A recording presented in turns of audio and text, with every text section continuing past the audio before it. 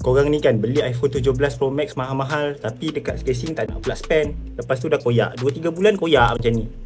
Spend lah sikit duit beli casing. Korang beli je lah. Ni Ultra Max Pro from Moto Case. Tahan ni, kuat lah, solid. Kat tepi ni nampak solid sebab dia ada bumper air kat sini.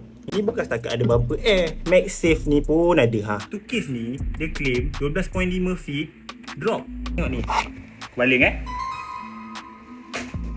kita tengok pecah ke tak, dia safe ke tak tengok tu.